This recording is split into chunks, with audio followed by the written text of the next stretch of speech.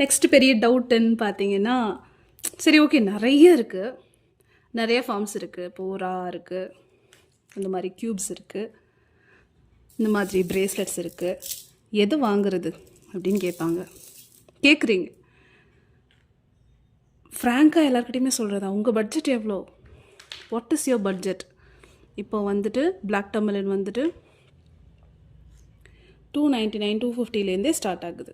ஓகேவா, இதெல்லாம் 250ல் வரும். சைஸ் பொறுத்து ரேட் அவ்வளோதான்.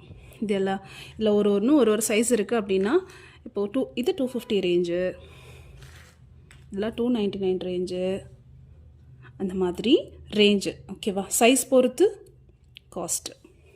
இந்த ரா ஃபார்ம்ஸ் எல்லாமே ஆல்மோஸ்ட் ஒரு 500க்குள்ளே இருக்குன்னு வச்சுக்கோங்களேன். ஸோ எனக்கு 500க்குள்ளே பட்ஜெட் இருக்குன்னா நான் இதுலேருந்தே ஸ்டார்ட் பண்ணுவேன். ஓகே, உங்களுக்கு ரா ஃபார்ம் வேணுமா எடுத்துக்கோங்க, தட்ஸ் இட். தென் கொஞ்சம் ஏஸ்தட்டிக்காக வேணும், டேபிளில் வைக்கிற மாதிரி சில பேர் கேட்பாங்க, பிரமிட்ஸ் கேட்பாங்க, இந்த மாதிரி க்யூப்ஸ் கேட்பாங்க. இந்த க்யூப்ஸ் எல்லாம் 1700 ரேஞ்சஸ்.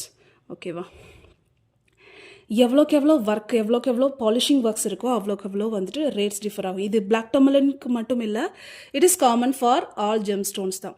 ஜெம் ஸ்டோன்ஸே ரா ஃபார்மில் பார்த்தீங்கன்னா ஒரு மாதிரி இருக்கும், ஃபெசட்டட் வந்துட்டு பார்த்தீங்கன்னா கேரட் ரேட் விற்பாங்க, அதே மாதிரி தான். ஓகேவா, ஸோ இப்போது எல்லாமே வந்துட்டு நம்மளோட கம்ஃபர்டபிலிட்டி அண்ட் அஃபர்டபிலிட்டி பொறுத்து தான். உங்களோட பட்ஜெட் அண்ட் உங்களுக்கு என்ன ஃபார்ம் இருந்தால் நீங்கள் கம்ஃபர்டபுளாக வியர் பண்ணிப்பீங்க இல்லை வச்சுக்குவீங்க, அது அவ்வளோதான். ஓகேவா, மற்றபடி benefits will be the same. I repeat, benefits will be the same. Black டர்மலின்லாம் அது என்ன ஃபார்மில் இருந்தாலும் அதோட பெனிஃபிட் இருக்கும். ஓகேவா, நீங்கள் என்ன ஃபார்ம் ப்ரிஃபர் பண்ணுறீங்க, உங்களுக்கு எது கம்ஃபர்டபுள். இப்போ எங்களை மாதிரி லேடிஸ் எல்லாம் வந்துட்டு கையில் போட்டுக்கலாம், இப்போ நிறைய ஜென்ஸும் கையில் போட்டுக்கிறதுக்கு ஆசைப்படுறாங்க.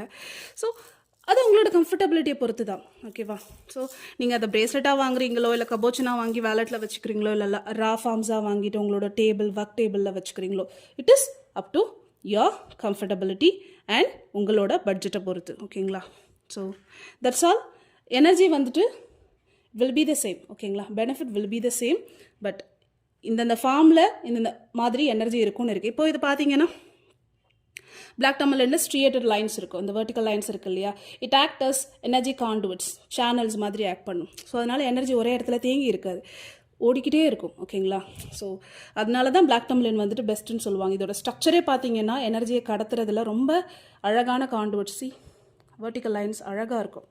ஓகேங்களா, ஸோ இது எனர்ஜி கான்டுவிட் மாதிரி ஆக்ட் பண்ணும். ஸோ ரா ஃபார்ம் வந்துட்டு நிஜமாவே ரொம்ப பெஸ்ட்டு தான் when compared to other forms. சரிங்களா, ஸோ நமக்கு பட்ஜெட் ஃப்ரெண்ட்லியாகவும் இருக்கும் as well as அஃபர்டபுளாகவும் இருக்கும். That is why black tourmaline வந்துட்டு ஷேப் பொறுத்து நம்ம வாங்கிக்கிறோம், அவ்வளோதான். மற்றபடி வேறு எந்த டிஃப்ரென்ஸ் இல்லை. Much love, blessed B.